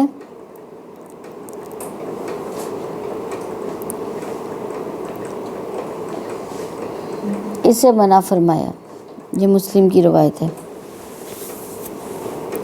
الجوم، آج، یعنی اس سے مراد کوئی خاص دن یا تاریخ نہیں بلکہ وہ دور مراد ہے جس میں یہ آیات نازل ہوئی. الجوم یائس الذین کفروا من دینکم، یعنی آج تمہارے دین سے وہ لوگ مایوس ہو گئے جنہوں نے کفر کیا، یعنی آج کافر مایوس ہو گئے تمہارے اور تمہیں تمہارے دین سے پھیر سکے، جیسا کہ فتح مکہ، ثقیف اور حوازن کے اسلام قبول کرنے سے پہلے انہیں امید تھی. اللہ تعالیٰ نے اپنے بندے کی مدد کی تو مشرک بے آسرا ہو گئے، حالانکہ وہ مسلمانوں کو ان کے دین سے پھیرنے کی بڑی خواہش رکھتے تھے. ایک حدیث میں ہے کہ آپ صلی اللہ علیہ وسلم نے فرمایا جزیرہ عرب میں شیطان اس بات سے نا امید ہو گیا کہ نمازی اس کی پرستش کریں، لیکن آپس کی عداوت پر ابھارتا رہے گا. فلا تخشوہم واخشونی، اور چنانچہ تم ان سے ڈرو، تم مجھ سے ڈرو، تم ان سے نہ ڈرو، مجھ سے ڈرو. یعنی اللہ تعالیٰ نے کس سے ڈرنے کا حکم دیا؟ ہاں، یعنی مشرکین کا خوف نہ کھاؤ بلکہ کس کا خوف کھاؤ؟ اللہ تعالیٰ کا خوف کھاؤ دین کے غلبے اور کافروں کے خوف کے زائل ہو جانے، ان کے مغلوب ہو جانے اور اپنے غالب ہو جانے کے بعد ان سے نہ ڈرو۔ بخشونی یعنی خشیت میں خالص ہو جاؤ، میں تمہاری مدد کروں گا، تمہیں دنیا اور آخرت میں ان پر غلبہ دے دوں گا۔ الیوم اکملت لکم دینکم، آج میں نے تمہارے لیے تمہارا دین مکمل کر دیا۔ یعنی یہ آیت جو تھی عرفہ کے دن نازل ہوئی تھی، جب اللہ تعالیٰ نے اپنے دین کو مکمل کیا تھا۔ یہودی نے حضرت عمر رضی اللہ عنہ سے کہا کہ آپ لوگ ایک ایسی آیت کی تلاوت کرتے ہیں کہ اگر ہمارے یہاں وہ نازل ہوئی ہوتی تو ہم اس دن وہ نازل ہونے والی اس آیت پر عید منایا کرتے، تو کیا ہم نہیں عید مناتے اس دن؟ حضرت عمر رضی اللہ نے کہا کہ میں خوب اچھی طرح جانتا ہوں کہ یہ آیت الیوم اکملت لکم دینکم کہاں اور کب نازل ہوئی۔ یعنی جب عرفات کے دن نازل ہوئی تو نبی صلی اللہ علیہ وسلم کہاں تشریف رکھتے تھے؟ اللہ کی قسم ہم اس وقت میدان عرفات میں تھے۔ سفیان ثوری نے کہا کہ مجھے شک ہے کہ وہ جمعے کا دن تھا یا کوئی اور دوسرا دن۔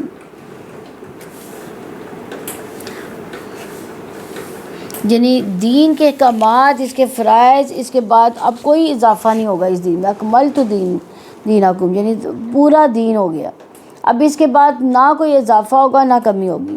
اس کے بعد حلال و حرام کی کوئی یاد نازل نہیں ہوگی۔ اللہ تعالیٰ نے شریعت کی تکمیل فرما دی، اس لیے دین کے احکامات میں کتاب و سنت کافی ہے۔ اگر کوئی شخص یہ دعویٰ کرتا ہے کہ کتاب و سنت کے علم کے علاوہ دین کو سمجھنے کے لیے دیگر علوم کی ضرورت ہے تو وہ ظالم ہے، کیونکہ سب سے بڑا ظلم اللہ تعالیٰ اس کے رسول کو جاہل قرار دینا ہے۔ وَأَتْمَمْتُ عَلَيْكُمْ نِعْمَتِي، اور تم پر اپنی نعمت پوری کر دی۔ یعنی اسلام سب سے بڑی نعمت ہے۔ اللہ تعالیٰ نے دین اور شریعت کی تکمیل سے نعمت اسلام کو مکمل کیا ہے۔ جب دین مکمل ہو گیا تو نعمت عظمیٰ بھی مکمل ہوگی۔ وَرَضِيتُ لَكُمُ الْإِسْلَامَ دِينًا، اور تمہارے لیے اسلام کو بطور دین پسند کیا۔ کس نے پسند کیا؟ اللہ تعالیٰ نے۔ میں نے اسلام کو تمہارے لیے دین کے طور پر تمہیں اسلام کے لیے چن لیا۔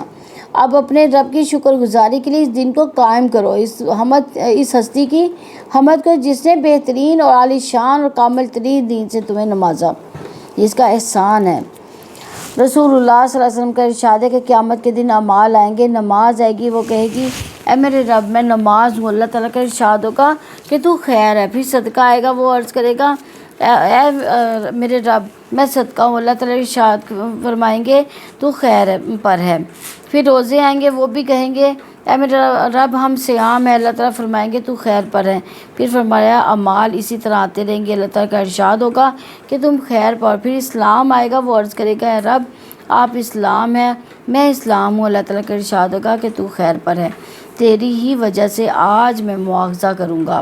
جس نے تجھے قبول نہ کیا تھا وہ خیر سے محروم ہوگا، عذاب میں جائے گا، اور تیری وجہ سے عطا کروں گا۔ آج جو انعامات ملنے ہیں تیری وجہ سے ملیں گے۔ اللہ تعالیٰ نے اپنی کتاب میں فرمایا جو کوئی شخص اسلام کے علاوہ کسی دین کا طلبگار ہوگا تو اسے ہرگز قبول نہ کیا جائے گا اور وہ آخرت میں تباہ کاروں میں سے ہوگا۔ فَمَنِ اضْطُرَّ فِي مَخْمَصَةٍ غَيْرَ مُتَجَانِفٍ لِإِثْمٍ، چنانچہ جو شخص بھوک میں مجبور کیا جائے کہ گناہ کے لیے مائل ہونے والا نہ ہو، یعنی جسے ضرورت کچھ حرام کھانے پر مجبور کر دے، جس کا تذکرہ حرمت علیکم المیتۃ میں کیا گیا ہے۔ فی المخمصہ یعنی بھوک کی شدت، بھوکا بہت زیادہ بھوکا ہو، اگر نہیں کھائے گا تو مر جائے گا۔ غیر متجانف الاثم، گناہ کے لیے مائل ہونے والا نہ ہو، یعنی گناہ نافرمانی کا ارتکاب کرنے کی خواہش نہ رکھتا ہو، نہ ان حرام چیزوں کو اس وقت تک نہ کھائے جب تک وہ اضطراری حالت میں نہ ہو، اور زور سے بڑھ کر نہ کھائے، کیونکہ اللہ تعالیٰ نے مردار کو اضطراری حالت میں مباح قرار دیا ہے۔ مباح سے کیا مراد ہے؟ چاہے تو کھا لو، چاہے تو کھا لو، چاہے تو نہ کھاؤ۔ تو جو شخص بھوک کی مصیبت میں مبتلا ہو جائے کہ موت یا حرام میں سے کسی ایک اختیار کرنے کے سوا کوئی راستہ کھلا نہ رہے، تو ایسی حال میں اسلام نے کیا گنجائش دی ہے؟ ہاں، یعنی حرام چیزوں سے فائدہ اٹھا کر جان بچا سکتا ہے، لیکن شرائط ہیں۔ پہلی شرط ہے کہ نہ تو دل سے حرام چیزوں کو اپنانے والا ہو کہ وہ حرام کھانے پر خوشی محسوس کرے۔ دوسرا نہ ہی ناحق کھانے والا ہو کہ وہ زیادہ کھا لے۔ فَإِنَّ اللَّهَ غَفُورٌ رَحِيمٌ، تو بلا شبہ اللہ تعالیٰ بے حد بخشنے والا نہایت رحم والا ہے۔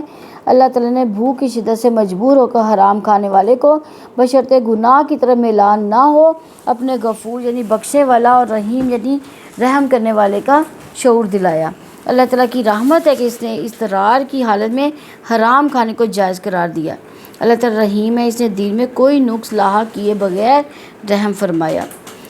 آیت نمبر 4 ہے یسألونک ماذا احل لہم قل احل لکم الطیبات وما علمتم من الجوارح مکلبین تعلمونہن مما علمکم اللہ فکلوا مما امسکنا علیکم واذکروا اسم اللہ علیہ واتقوا اللہ ان اللہ سریع الحساب۔ وہ آپ سے پوچھتے ہیں کہ ان کے لیے کیا حلال کیا گیا؟ آپ کہتے ہیں تمہارے لیے پاک چیزیں حلال کر دی گئی ہیں اور شکاری جانوروں میں سے جو تم نے سدھار رکھے ہیں، یہ تم شکاری بنانے والے ہو، تم انہیں سکھاتے ہو اس میں سے جو اللہ تعالیٰ نے تمہیں سکھایا ہے۔ چنانچہ جو وہ تمہارے لیے پکڑ رکھیں اس میں سے کھاؤ اور اس پر اللہ تعالیٰ کا نام ذکر کرو، اللہ تعالیٰ سے ڈرتے رہو، بلا شبہ اللہ تعالیٰ بہت جلد حساب لینے والا ہے۔ محمد بن کعب قرظی نے روایت کی ہے کہ جب رسول اللہ صلی اللہ علیہ وسلم نے کتوں کو مار ڈالنے کا حکم دیا تو صحابہ رضوان اللہ علیہ اجمعین نے دریافت کیا، یا رسول اللہ صلی اللہ علیہ وسلم اس امت میں سے کون سی قسم کے جانور ہمارے لیے حلال ہیں؟ اس پر یہ آیت نازل ہوئی۔ یسألونک ماذا احل لہم، وہ آپ سے پوچھتے ہیں کہ ان کے لیے کیا حلال کیا گیا، یعنی مومنوں سے سوال تھا کہ اللہ تعالیٰ نے ان کے کھانے کے لیے کیا حلال کیا۔ اس آیت میں حلال چیزوں کا بیان ہے۔ قل احل لکم الطیبات، آپ کہتے ہیں تمہارے لیے پاک چیزیں حلال کر دی گئیں۔ طیبات سے مراد ہر وہ چیز ہے جس میں کوئی فائدہ ہے اور بدن اور عقل میں نقصان پہنچے بغیر اس سے لذت حاصل ہوتی ہے۔ طیبات میں وہ تمام غلہ جات، پھل وغیرہ شامل ہے جو بستیوں صحراؤں میں پیدا ہوتے ہیں۔ اس میں وہ تمام حیوانات بھی پائے جاتے ہیں جو خشک زمین پر پائے جاتے ہیں، سوائے ان حیوانات کے جن کو شاعرہ نے مستثنیٰ رکھا ہے، مثلاً درندے، ناپاک جانور، ناپاک اشیاء مراد ہیں ان سے۔ تو حلال کے لیے پاک کی قید اس لیے لگائی کہ غذا کھانے والے کے اخلاق پر غذا کا اثر پڑتا ہے۔ چیر پھاڑ کر کھانے والے جانوروں کو کھایا جائے تو انسان میں بھی اسی طرح کے اخلاق پیدا ہو جاتے ہیں، اس لیے ان کے کھانے سے منع فرما دیا گیا۔ سیدنا ابن عباس سے روایت ہے کہ رسول اللہ صلی اللہ علیہ وسلم نے ہر ایسے جانور کے کھانے سے منع فرمایا جو اپنے دانتوں سے چیر پھاڑ کر کھاتا ہے، جیسے شیر، بھیڑیا، چیتا، بلی، کتا وغیرہ۔ یہ کیسے کھاتے ہیں؟ دانتوں کے ساتھ چیرتے ہیں وہ۔ اور ہر ایسے پرندے کے کھانے سے منع فرمایا جو پنجے والا ہو، یعنی پنجے سے دوسرے جانوروں کو شکار کر کے کھاتا ہو۔ وما علمتم من الجوارح مقلبین، اور شکاری جانوروں میں سے جو تم نے سدھار رکھے ہیں جنہیں تم شکاری بنانے والے ہو۔ تو جوارے سے مراد وہ جانور جنہیں آدمی شکار کرنے کے لیے سدھار لیتا ہے، جیسے کتا، چیتا، چیل، باز اور شاہین وغیرہ۔ ان کو جو ہے لوگ ایک دوسرے کے اپنے لیے سدھار لیتے ہیں نا۔ تو شکار کے حلال ہونے کے لیے دو شرطیں ہیں، ایک یہ کہ سدھائے ہوئے جانور کو چھوڑنے سے پہلے بسم اللہ کہہ دیو، اور دوسری شرط کہ شکار کردہ جانور کا کوئی حصہ سدھائے ہوئے جانور نے نہ کھایا ہو، اگر اسے کھا لیا تو وہ حرام ہو جائے گا۔ تعلمونہن مما علمکم اللہ، تم انہیں سدھاتے ہو اس میں سے جو اللہ تعالیٰ نے تمہیں سکھایا۔ یعنی اللہ تعالیٰ نے مومنوں پر واضح کر دیا کہ جانوروں کو اگر تم سدھاتے ہو، وہ تمہارے مطیع ہوتے ہیں، تو یہ اللہ تعالیٰ کے دیے ہوئے علم کی وجہ سے اللہ تعالیٰ کی حکمت ہے، تمہارا کمال نہیں ہے۔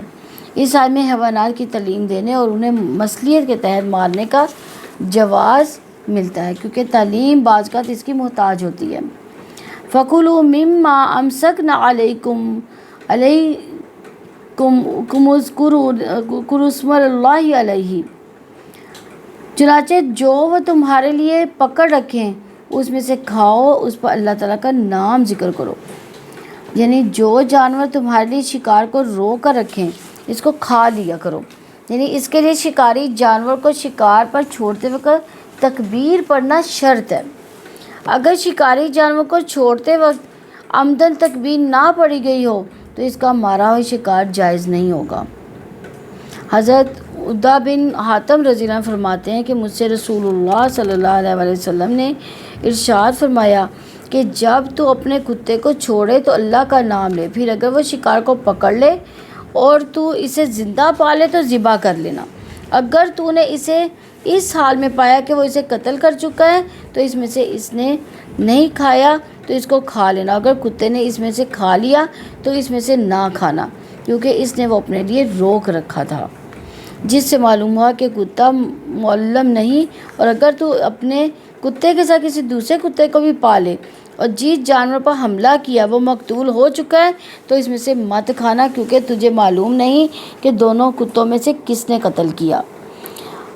آپ صلی اللہ علیہ وسلم نے فرمایا کہ جب تم اسے اپنے سدھائے ہوئے کتوں کو چھوڑو اور ان پر اللہ کا نام لے لو تو ان کا کیا ہوا شکار کھا لو۔ آپ صلی اللہ علیہ وسلم نے فرمایا کہ جب تم اپنا تیر چھوڑو تو بسم اللہ کہہ دیا کرو۔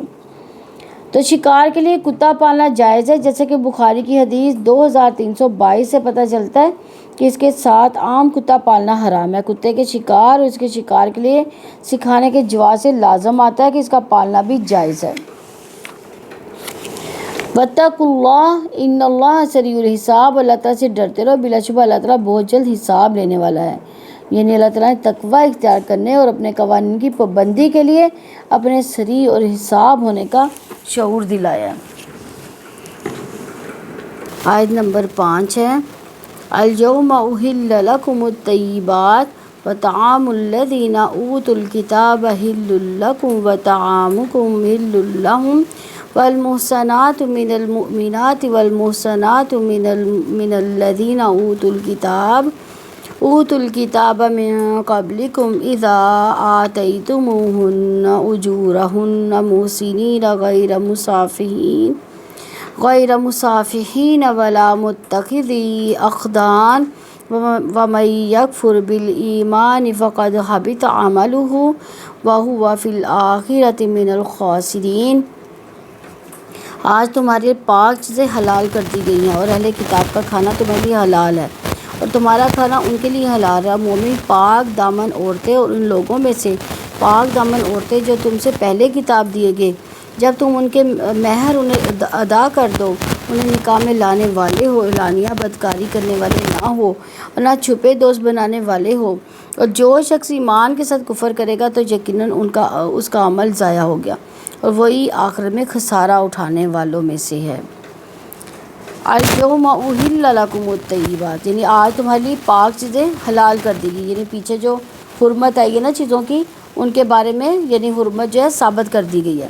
تو اس آیت میں بندوں کو کثرت سے شکر ادا کرنے کی ترغیب اصل میں دی جا رہی ہے کہ اللہ تعالیٰ نے ان کے لیے جو چیزوں کو مباح قرار دیا جس کے وہ بہت محتاج تھے، طیبات سے فائدہ اٹھانے کا موقع دیا اللہ تعالیٰ نے۔ طعام الذین اوتوا الکتاب حل لکم، اہل کتاب کا کھانا تمہارے لیے حلال ہے، یعنی یہاں طعام سے مراد یہودیوں کا ذبح، کیونکہ غلہ اور پھل وغیرہ میں اہل کتاب کی خصوصیت نہیں۔ مسلمانوں کے لیے یہودیوں اور عیسائیوں کے ذبح حلال ہیں، باقی کافروں کے ذبح حلال نہیں، کیونکہ اہل کتاب نبیوں اور اللہ تعالیٰ کی کتابوں سے منسلک ہیں اور سارے انبیاء غیر اللہ کے نام پر ذبح کرنے کی حرمت پر متفق ہے، کیونکہ یہ شرک ہے۔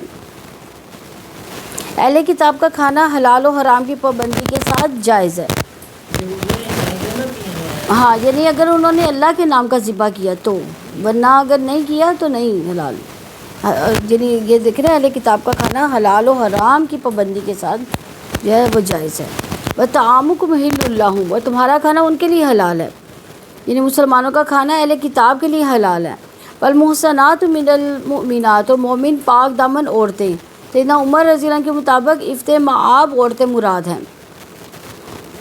والمحصنات من الذین اوتوا الکتاب من قبلکم، ان لوگوں میں سے پاک دامن عورتیں جو تم سے پہلے کتاب دیے گئے، یعنی یہودیوں اور عیسائیوں کی پاک دامن عورتیں تمہارے لیے حلال ہیں، یعنی اہل کتاب سے شادی ہو سکتی ہے۔ اذا آتیتموہن اجورہن، جب تم ان کے مہر ادا انہیں کر دو، یعنی جب تم ان کے مہر انہیں ادا کر دو تو ان کے ساتھ تمہارا نکاح جائز ہوگا۔ جس کا ارادہ ہو کہ وہ مہر ادا نہیں کرے گا تو وہ عورت اس کے لیے حلال نہیں۔ حق مہر کی عورت کی طرف اضافت دلالت کرتی ہے کہ عورت اپنے تمام حق مہر کی مالک ہوتی ہے اور اس میں کسی کا کوئی حصہ نہیں ہوتا۔ لیکن ہمارے یہاں تو کیا کرتے ہیں، والدین کو دے دیا جاتا ہے مہر، یا پھر والدین کہتے ہیں لینا ہی نہیں ہے، مہر ہی نہیں لینا۔ یہ تو غلط بات ہے کہ عورت مہر لے، حالانکہ مہر جو ہے حق مہر کو ہی مہر کہتے ہیں۔ حق مہر وہ عورت کا حق ہے، وہ اس لیے اس کو حق مہر کہا جاتا ہے۔ تو اسلام اہل کتاب کو نہیں حق مہر اسی حالت میں جائز ہے نا یہودی اور عیسائی عورتوں کے ساتھ کہ وہ اسلام قبول کریں؟ نہیں، یعنی ویسے بھی کہا جاتا ہے کہ ان کے ساتھ صحیح ہے، لیکن جو کافر ہیں نا، جیسے بت پرست ہے کوئی، تو ان کے ساتھ جو ہے نا وہ سختی سے منع کیا گیا ہے، نکاح جائز ہے۔ اس میں یہ تو نکاح ہے کہ اسلام کا اسی لیے آیت میں مثلاً کہ نکاح تو جائز ہے، لیکن اگر وہ مسلمان ہو جائیں اس حالت میں نہیں، دیکھیں ان میں پھر بھی تھوڑا سا بھلائی کا عنصر زیادہ ہوگا اس کی بنسبت اس کے جو بت پرست ہے، بالکل وہ تو بالکل ہی اللہ تعالیٰ کو نہیں مانتا نا۔ مرد اس کو اپنا کر لے گا ظاہر سی بات ہے، جب جس کے ساتھ بندہ رہتا ہے ویسے ہی ہو جاتا ہے۔ اچھا، ادھر یہ ہے کہ اسلامی معاشرے میں اہل کتاب کے ساتھ برتاؤ کی صورت کیا ہے، یعنی اسلام اہل کتاب کو مذہبی آزادی دیتا ہے، ٹھیک ہے۔ اسلام مذہبی آزادی سے نہ تو سوسائٹی کے اندر اہل کتاب کو الگ تھلگ کرتا ہے، نہ کاٹ کر پھینکتا ہے۔ اسلام اہل کتاب کو شرکت اور محبت کا احساس دلاتا ہے۔ اسلام اہل کتاب کو اسلامی معاشرے میں ضم ہونے کے موقع فراہم کرتا ہے۔ اسلام اہل کتاب کا کھانا مسلمانوں کے لیے حلال قرار دیتا ہے، اس بات کی چاہت دیتا ہے کہ اپنا کھانا اہل کتاب کو پیش کر سکے تاکہ رواداری کی فضا وجود میں آئے۔ تو اسلام اہل کتاب میں سے پاک دامن عورتوں کے ساتھ مسلمانوں کو نکاح کی اجازت دیتا ہے، یعنی اہل کتاب میں سے بھی جو پاک دامن جن میں بھلائی کا عنصر موجود ہو۔ تو اسلام اس طرح سے عالمی معاشرہ قائم کرنے کی اجازت دیتا ہے۔ محسنین سے مراد نکاح میں لانے والے، محسن نکاح میں لانے والے یعنی نکاح کرنے والے ہو، بیویوں کی عزت کی حفاظت کر کے ان کو پاک رکھنے والے ہو، غیر مصافحین اعلانیہ بدکاری کرنے والے نہ ہو، یعنی ان میں بھی اہل کتاب میں بھی تو کچھ ایسے ہیں نا جو بدکار ہیں، تو ان میں سے دیکھ بھال کر اللہ تعالیٰ نے یہ کہا ہے کہ ان میں دیکھ بھال کر شادی کی جائے۔ تو نکاح کی شرط ہے کہ مرد زنا کاری سے دامن بچانے والا ہو، ولا متخذی اخدان اور نہ چھپے دوست بنانے والے ہو، یعنی معاشقوں سے زنا کرنا اور زمانہ جاہلیہ میں نکاح کرنے والوں کی دو قسمیں ہیں۔ کسی بھی عورت کے ساتھ زنا کرنے والے کو مصافحین کہا جاتا ہے، صرف محبوبہ کے ساتھ زنا کرنے والے کو اخدان کہتے ہیں۔ دونوں صورتیں حرام ہیں، یعنی مصافحین بھی حرام ہیں اور اخدان بھی حرام ہے۔ وَمَن يَكْفُرْ بِالْإِيمَانِ فَقَدْ حَبِطَ عَمَلُهُ، اور جو شخص ایمان کے ساتھ کفر کرے گا تو یقیناً اس کا عمل ضائع ہو گیا، یعنی کفر کی حال میں وفات پانے والے کے سارے اعمال ضائع ہو جاتے ہیں۔ وَهُوَ فِي الْآخِرَةِ مِنَ الْخَاسِرِينَ، اور وہی آخرت میں خسارہ اٹھانے والے کون؟ جنہوں نے کفر کیا۔ ہاں، ایسے لوگوں کا شمار لوگوں میں ہوگا جو قیامت کے روز اپنی جان، مال، گھر والوں کے بارے میں سخت خسارے میں وہ ہوں گے، جنہوں نے کفر کیا اور ساتھ میں عمل بھی ان کے ضائع ہو گئے، انہوں نے عمل بھی اپنے ضائع کر لیے، تو ان کا جو ہے شمار کہاں پہ ہوگا قیامت کے دن؟ خسارہ اٹھانے والوں میں سے ہوگا۔ الحمدللہ یہ ہمارا رکوع کمپلیٹ ہوا۔ اللہ تعالیٰ ہمیں اس کو سمجھنے اور عمل کی توفیق عطا فرمائے۔